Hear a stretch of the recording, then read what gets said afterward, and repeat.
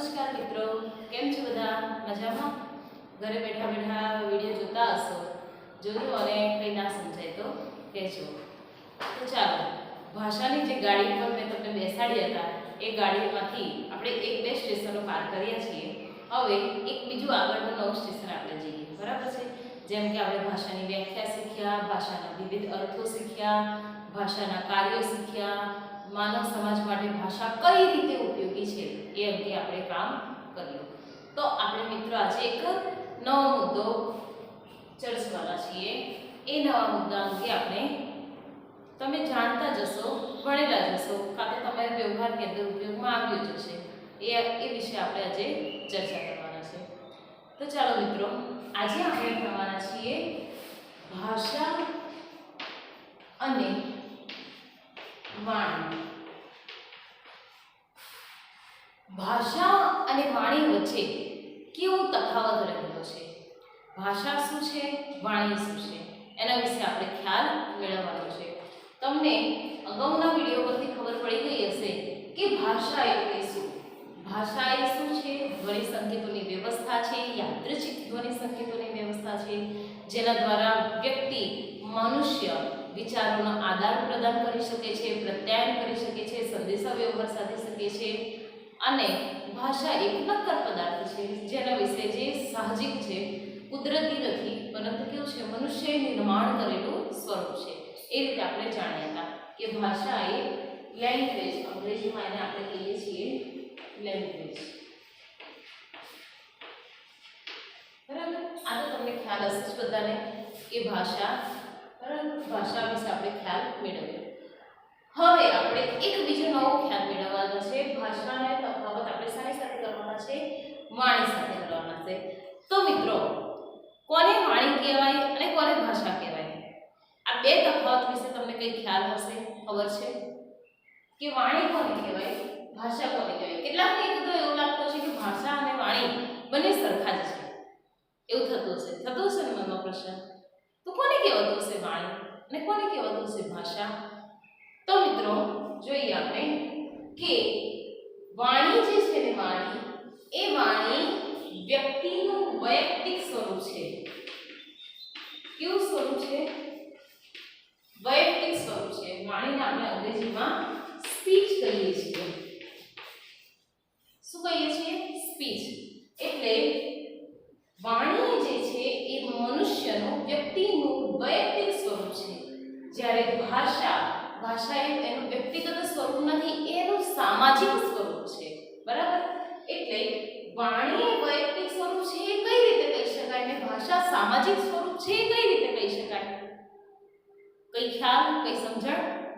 તો મિત્રો, તમને જણાવો, તમને કહું, હવે તમે તો અહીંયા છો નહીં, તમને તમારી પાસેથી જવાબ કેમ ન મેળવું, એટલે હું જ તમારો પ્રશ્ન, હું જ તમારો જવાબ બનીને આપણે કામ કરીએ. તો મિત્રો, વાણી જે છે ને, વાણી જેમ કે તમે એમ કહીએ છે ને કે મમ્મી કેટલી બધી વાત થઈ ગઈ, ના મને જમવાનું આમ, અલી આપણી બેનપણી સાથે વાત કરી છે ને, અલી જોને કેવું થયું, આજે સાહેબે કેવું કર્યું, આજે મેડમે કેવું કર્યું, આજે તમારા ગામમાં આવું થયું હતું, આમ થયું હતું, તેમ થયું હતું, અલી જાણે સીધી સીધી હેડ, આવું બોલીએ છીએ આપણે. એમ આ બધું જે બોલીએ છીએ એને શું કહેવાય? ભાષા કહેવાય કે વાણી કહેવાય? ચલો, આ એક નમૂનો પ્રાપ્ત મૂક્યો તમારી પાસે. હવે એક બીજો નમૂનો મૂકું તમારી પાસે, બરાબર છે?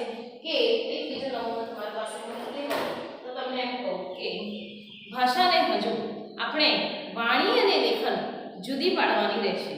વાણી એટલે ભાષા બોલવાની આખી ઘટના, સમગ્ર વાગ વ્યવહાર. એમાં ભાષાથી ઘણું બધું વિશેષ હોય છે. લેખન એટલે ભાષાનું લિખિત સ્વરૂપ. હવે જો પહેલો નમૂનો મેં એવું કીધું, તમે તમારી મમ્મી સાથે, તમારી બેનપણી સાથે, તમારા ઘરના આજુબાજુના લોકો સાથે, કાં તો તમે એકલા હો ત્યારે વાત કરતા હોય એ. અને બીજું મેં તમને ચોપડીમાંથી 4 લીટી બોલીને તમને સંભળાવી. હવે આ બંને વચ્ચેનો તમને કોઈ તફાવત લાગે છે? લાગતો હશે, તમે થોડા નજીક જ છો જવાબને. તો જે પહેલું સ્વરૂપ છે, જે આપણે બેનપણીની વાત કરીએ છીએ, માતાને વાત કરીએ છીએ, કે આપણે એમને બેનપણી સાથે એમ તેમ હાલતા ચાલતા બોલીએ છીએ, અલી ઓય આઈને અહીંયા બેસને, આવી જે વાતો કરીએ છીએ એને આપણે વાણી કહીશું. અને જે એના પછી જે મેં પુસ્તકમાંથી જે વાંચન કર્યું એને આપણે શું કહીશું? ભાષા કહીશું. હવે તમને ખબર પડી, હવે તમને ખ્યાલ આવ્યો. કેટલાકને તો એવું લાગતું હશે કે ભાષા અને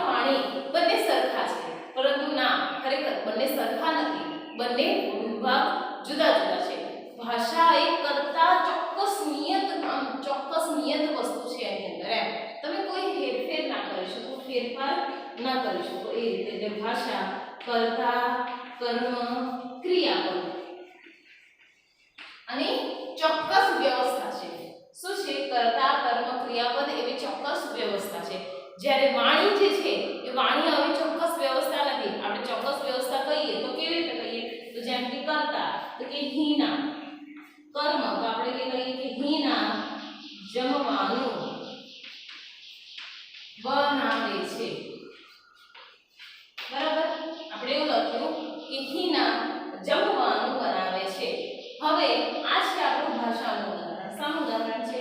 ભાષાનું ઉદાહરણ. હવે જ્યારે આપણે વાણીનું ઉદાહરણ બનાવવું હોય ત્યારે કેવું થાય? આપણે એવું કહીએ છીએ કે જમવાનું બનાવે છે હિના, હિના બનાવે છે જમવાનું. તો આ શું કરીએ છીએ? આઘું પાછું કરી શકીએ છીએ. એટલા માટે કે વાણીની અંદર શું થાય છે? તો વાણીની અંદર આરોહ અને અવરોહ જોવા મળે છે.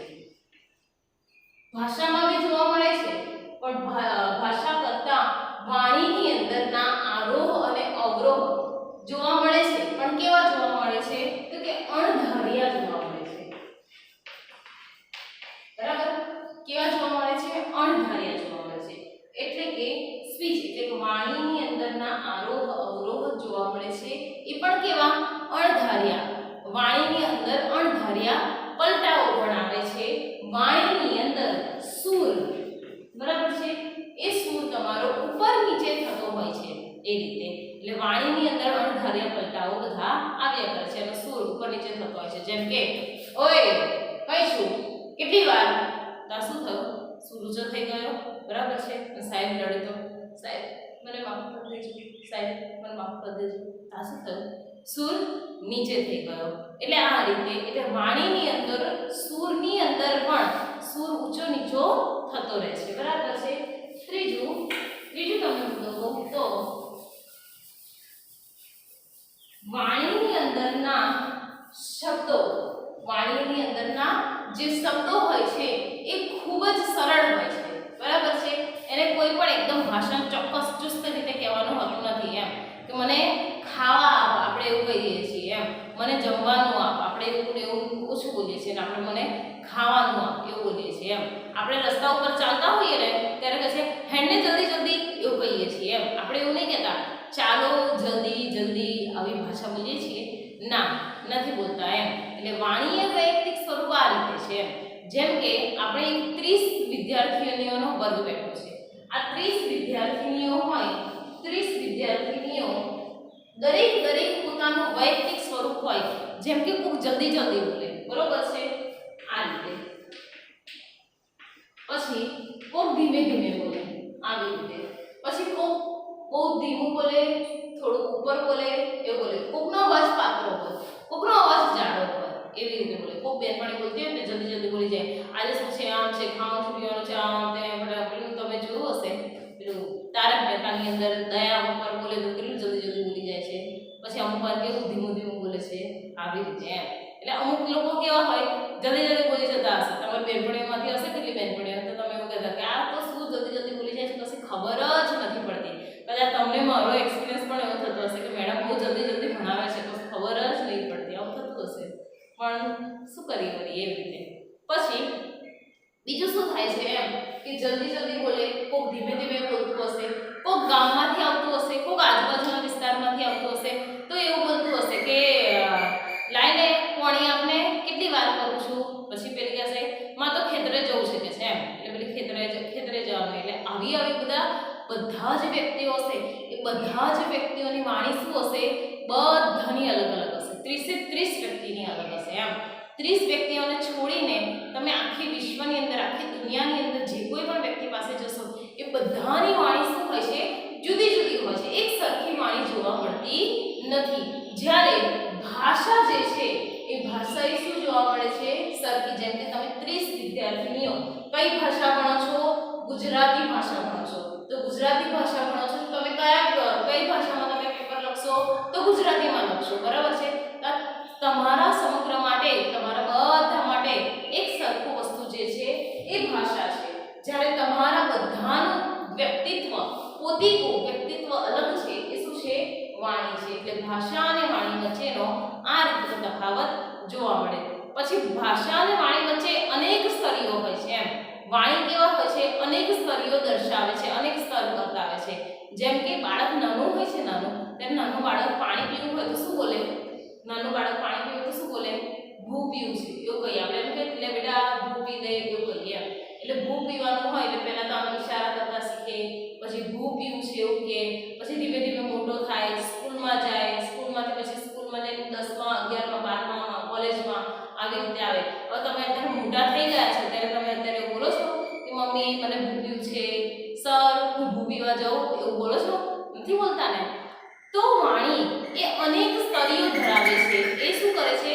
જેમ જેમ મનુષ્યનો વિકાસ થતો જાય છે એમ એમ વાણીનો પણ વિકાસ થાય છે. એ રીતે બરાબર છે.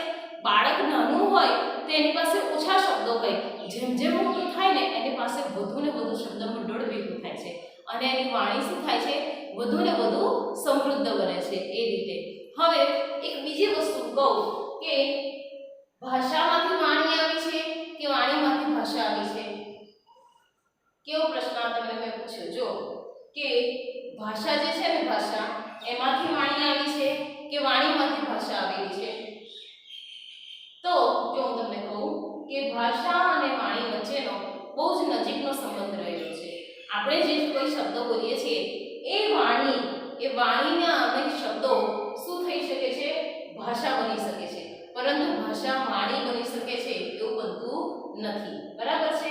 વાણીના બધા શબ્દો આપણે ચાલવાનું, દોડવાનું, ઉઠવાનું, બેસવાનું આવા બધા શબ્દો આપણે વાપરીએ છીએ. બરાબર છે. વાણીના એવા બધા શબ્દો, એ વાણીના બધા શબ્દો આપણે ભાષામાં મૂકી શકીએ છીએ અને ભાષાના ઘણા બધા શબ્દો આપણે વાણીની અંદર વાપરીએ છીએ. એટલે ભાષા અને વાણી બંને એકબીજાનો પૂરક સંબંધ દર્શાવે છે. એમ બંને એકબીજાનો પૂરક સંબંધ દર્શાવે છે.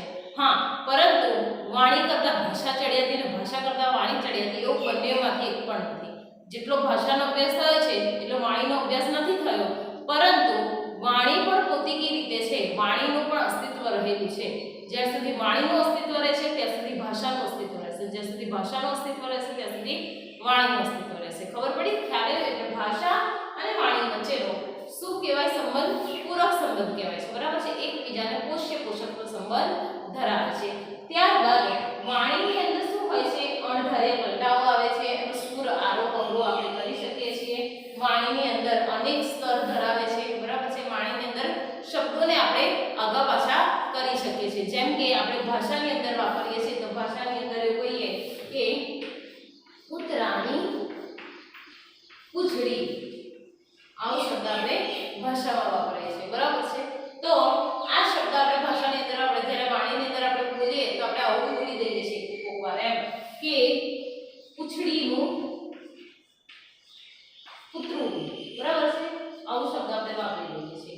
પૂંછડીનું કૂતરું. ત્યારે આપણે સમજી જઈએ છીએ કે હા ભાઈ આ રીતનું જ હશે, આ રીતનું જ વાક્ય હશે, આ રીતનું જ શબ્દ હશે. એમ આપણે ખાલી સમજી જઈએ છીએ એમ કે આ રીતે વાણીનો એનો દોષ હશે. એટલા માટે કે શબ્દોને આ રીતે આગળ પાછળ થવાનો નિત્યક્રમ આપણા માનસપટ ઉપર પડેલો છે. આપણને ખબર છે કે આ રીતનું જ એનો વ્યવહાર થઈ શકે, આ રીતે જ એની ભાષા થઈ શકે. એટલે આ રીતે ભાષા અને વાણી વચ્ચેનો તફાવત રહેલો છે. આ ઉપરાંત વાણીની અંદર જે શબ્દ ઉપર તમે ભાર મૂકો એના પ્રમાણે એનો શું થાય છે? એ વાક્યનો અર્થ બદલાતો જાય છે. એમ એ વાક્ય એ ધીમે ધીમે બદલાય છે અને એ વાક્યની અંદર ધીમે ધીમે શું થાય છે?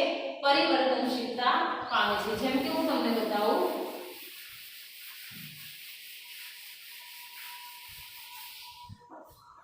જો એક વાક્ય આપણે લખીએ છીએ કે મમ્મી મને તું રોટલી આપ.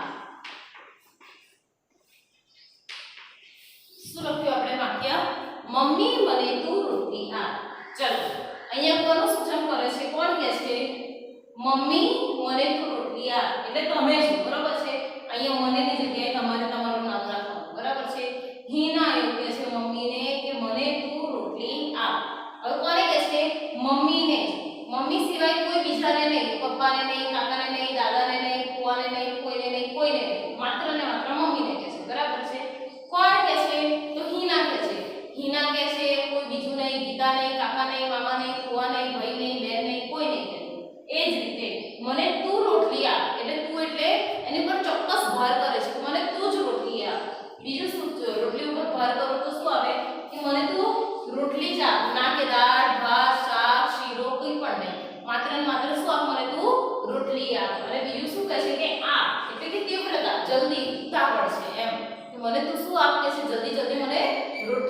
આ રીતે એટલે વાણીની અંદર આ રીતે જે શબ્દની ઉપર તમે ભાર મૂકો, જે શબ્દની ઉપર તમે ભાર મૂકો એની આધારે એનું શું થાય છે, એની આધારે એનો અર્થ બદલાતો રહે છે, એના અર્થની અંદર શું થાય છે, પરિવર્તન પામતા હોય છે, બરાબર આ રીતે. બીજો ચોથો મુદ્દો આપણે પહેલા શું મુદ્દો શીખ્યા હતા કે વાણીની અંદર આરોહ અવરોહ અણધાર્યા પલટાઓ સાથે આવે છે, એનો સૂર ઊંચો નીચો થઈ શકે છે, એની અંદર ધીમે ધીમે જલ્દી જલ્દી ક્રિયાઓ એની ક્રિયાઓ શું થાય છે, ઝડપથી પણ બતાવવામાં આવે છે, ધીમેથી પણ બતાવવામાં આવે છે. બીજું એની અંદર દરેક શબ્દની ઉપર અલગ અલગ શબ્દો ઉપર અલગ અલગ ભાર આપતા એનો અર્થ શું થાય છે, બદલાય છે. ચોથું તો કે વાણીની અંદર શું જોવા મળે છે, તો વાણીની અંદર આંગિક ચેષ્ટાઓ જોવા મળે છે, બરાબર છે. આંગિક ચેષ્ટાઓ એટલે આપણે એવું કહીએ છીએ મારે પાણી પીવું છે, બરાબર છે, આપણે એવું કહીએ છીએ. મારે બાથરૂમ જવું હોય તો આપણે મારે બાથરૂમ જવું છે એવું આપણે કહીએ છીએ ને, એમ મારે જવું છે એવું કહીએ ને તો આપણે કહીએ છીએ મારે જવું છે. આપણે ગુસ્સો આવે તો આપણે આંખો આમ ઊંચી થઈ જાય છે, મને ગુસ્સો આવે છે, એમ આ રીતે. એટલે આ પ્રકારના અણધાર્યા પલટાઓ એની અંદર અણધાર્યા પલટાઓ એની અંદર આવતા રહે છે, બરાબર છે. ત્યારબાદ વાણી એ શું છે, તો કે વાણી એ શું છે, નવીન સ્વરૂપ છે, બરાબર છે, નવીન સ્વરૂપ છે. પહેલેની અંદર ગંધ બેસતા ચોકઠાની અંદર એવું નથી, એમ એવું થોડી હોય કે ઘરની અંદર 4 મહેમાનો આવવાના છે, એ 4 મહેમાનો વગર તમારે શું બોલવું શું નથી બોલવું એ તમે સ્લેટ પેન લઈને તમે લખવા બેસો છો, તમે ક્લાસની અંદર આવો છો, કોલેજમાં આવો અને તમે બેનપણી જોડે શું વાત કરવી છે એ તમે નક્કી કરીને આવો છો, નથી નક્કીને કરીને આવતા ને. એ રીતે જ્યારે ભાષા તમને વક્તૃત્વ સ્પર્ધા હોય અને વક્તૃત્વ સ્પર્ધાની અંદર તમારે કોરોના વાયરસ અંગે બોલવાનું હોય, મેડમ એવું કહેતા છે અહીંયા કોરોના વાયરસ લઈ લીધું એટલે તમારે વક્તૃત્વ સ્પર્ધાની અંદર તમારે કોરોના વાયરસ અંગે બોલવાનું હોય તો ત્યારે કોરોના વાયરસ અંગે તમે બોલતા હો તો ત્યારે તમે શું કરો, તૈયારીઓ કરો, છાપા વાંચો, ન્યૂઝપેપર વાંચો, એની અંદર વાંચીને તમે જાણો કે શું કહેવા માંગે છે, શું નથી કહેવા માંગતા, એ અંગે તમે વિચારો, જોઈ જુઓ, સમજો, 4 જણને પૂછો, ઇન્ટરનેટનો યુઝ કરો, એને તમે બંધ બેસતા ચોકઠાની અંદર બેસાડો, તમે એકબીજાની સમક્ષ વાંચી જુઓ. આ બધી શું કરવી પડે છે, ભાષાને બોલવા માટેની તૈયારીઓ કરવા પડે છે. જ્યારે વાણી માટે એ કોઈ પૂર્વ તૈયારીઓ કરવી પડતી નથી. કેમ પૂર્વ તૈયારીઓ કરવી નથી પડતી? કારણ કે વાણી એ તદ્દન નવું સ્વરૂપ છે, જીવંત સ્વરૂપ છે. દરેક ક્ષણે ક્ષણે શું થાય છે, બદલાય છે. જેમ કે 5 મિનિટ પહેલા આપણે કોઈ બીજો શબ્દ બોલ્યા હોય અને 5 મિનિટ પછી કોઈ બીજો શબ્દ બોલ્યા હોય તો 5 મિનિટ પહેલા બોલેલા શબ્દની અંદર આપણા જુદા હાવભાવ હોય અને 5 મિનિટ પછી બોલેલા શબ્દની અંદર પણ આપણો જુદા હાવભાવ હોય. પછી ભલે ને ભલે એ જ નહીં જે શબ્દ હોય, એ જ નહીં જે વાક્ય હોય તોય પણ બરાબર છે. એટલે વાણીની અંદર તમારે કોઈ પૂર્વ તૈયારી નથી કરવી પડતી. બેનપણીની આગળ વાત કરવા માટે તમે પૂર્વ તૈયારી કરીને આવો છો કે ના આજે મારે બસમાં બેસીને વિચારી લો કે આજે મારી બેનપણી સાથે આવી વાત કરવાની છે તો કેવા શબ્દો મૂકું, આ રીતે આમ કરીને શબ્દો ગોઠવો છો? નથી ગોઠવવાની જરૂર પડતી. તમારે કોઈનો ફોન આવ્યો હોય અને ફોન ઉઠાઈને ડાયરેક્ટ તમે હલો, હા, શું છે, કેવું છે, ફલાણું ઢીકણું આવું તમે તરત બોલી જાઓ છો એમ. એટલે વાણીની અંદર પૂર્વ તૈયારીની જરૂર પડતી નથી, જ્યારે ભાષાની અંદર પૂર્વ તૈયારીની જરૂર પડે છે. બરાબર, ખ્યાલ આવ્યો, સમજ પડી? ત્યાર પછી વાણીની અંદર ચોક્કસ સંઘટના જોવા મળતી નથી, જ્યારે ભાષાની અંદર ચોક્કસ સંઘટના જોવા મળે છે. કર્તા, કર્મ, ક્રિયાપદ જેવી ચોક્કસ સંઘટના જોવા મળે છે, જ્યારે વાણીની અંદર ચોક્કસ સંઘટના જોવા મળતી નથી. ઉપરાંત વાણીના અભ્યાસ ઓછા થયા છે, જ્યારે ભાષાનો અભ્યાસ શું થયા છે, વધુ પ્રમાણમાં થયા છે. ત્યારબાદ ભાષા જે છે, એ ભાષાની સાચવણી ઘણા અંશે સારી રીતે થઈ ગઈ છે. જેમ કે તમે કોઈ પણ ઇતિહાસને તપાસવો હોય તો ઇતિહાસના મોટા મહાન ગ્રંથો લખાયેલા છે, એ ગ્રંથોની અંદર તમે વાંચીને તમે ઇતિહાસ તપાસી શકો છો. પરંતુ વાણીનો કોઈ ઇતિહાસ એટલો બધો સચવાયેલો નથી કોઈ પણ રીતે. બરાબર છે, એટલે ભાષા અને વાણી આ રીતે જુદી પડે છે. ભાષાનો અભ્યાસ થઈ શકે છે, વાણીનો અભ્યાસ પણ થઈ શકે છે, પણ વાણીનો અભ્યાસ ઓછી રીતે થાય છે. બરાબર છે, જ્યારે ભાષાનો અભ્યાસ વધુ દ્રઢ રીતે અને વધુ સુદ્રઢ રીતે તમે કરી શકો છો. ત્યારબાદ જ્યારે ભાષા જે છે એ ભાષાને ચોક્કસ વ્યવસ્થા હોય છે, જ્યારે વાણીને કેવી વ્યવસ્થા હોય છે, અચોક્કસ વ્યવસ્થા હોય છે. ભાષાને તમે તૈયાર કરવા માટે પૂર્વ તૈયારીઓ કરવી પડે છે, જ્યારે વાણી માટે પૂર્વ તૈયારીઓ કરવી પડતી નથી. ભાષા એ લાંબા ગાળાની